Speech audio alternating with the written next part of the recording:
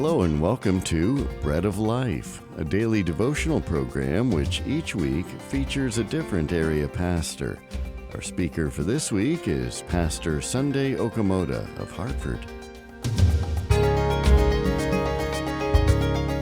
Hi, welcome now to day number 4, and we are looking at 7 scriptural lessons from the life of Caleb. Lesson 4 is the majority is not always right. I take my text from Numbers chapter 13, verse 27 to 29, and then we go to chapter 14 of Numbers 2, and we can look there from verse 1 to 5. So first, let's go to Numbers chapter 13, verse 27 to 29. It says there, and they told him and said, we came unto the land whither thou sentest us, and surely it floweth with milk and honey, and this is the fruit of it. So the other 10 spies, because this is an account of the 12 spies, they were sent out to search out the land of Canaan, which is the promised land. You and I have a promised land. You and I have a place of victory, a place of breakthrough to get to that represents a promised land to you and I. But these children of Israel, these 10 spies, they were afraid. So they were giving that decision based on fear. So we are looking at the lesson that says the majority of the people is not always right.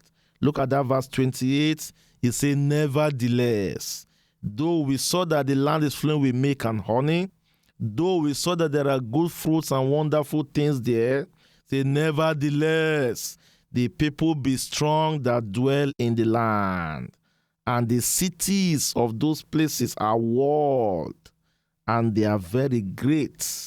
And moreover, we saw the children of Anak. So those are the giants, the children of Anak. We saw them there. Look at verse 29. It said, we also saw the Amalekites dwell in the land of the south. We saw the Hittites. We saw the Jebusites. And we saw the Amorites.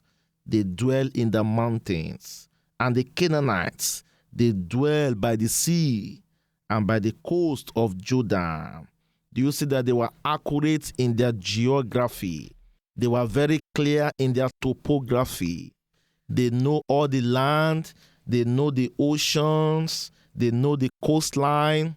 They know the regions. They were accurate in their demarcation. They were very clear in their topographical layouts. They were analytical. They were full of facts.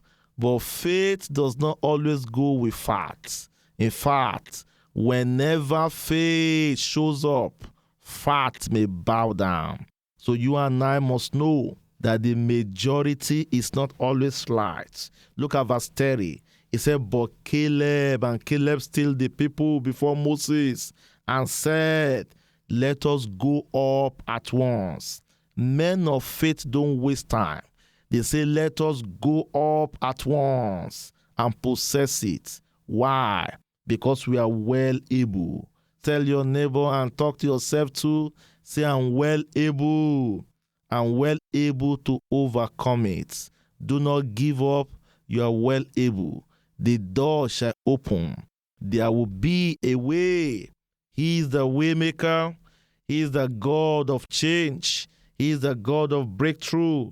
They say we are well able to overcome it. Look at verse 31. But the people that went up with twins say, we be not able to go up.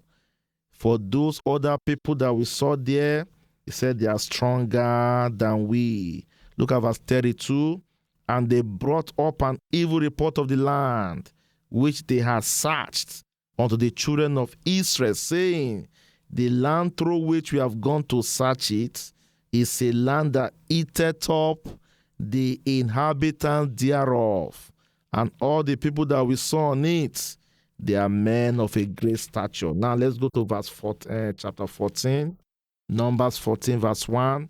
And all the congregation lifted up their voice and cried, and the people wept that night. Look at verse 2. And the children of Israel murmured against Moses and against Aaron. And the whole congregation said unto them, would God that we had died in the land of Egypt, or would God we have died in this wilderness?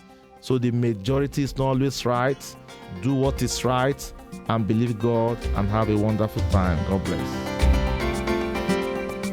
You've been listening to Pastor Sunday Okomoda of Hartford, and this has been Bread of Life, a program to encourage you from God's Word.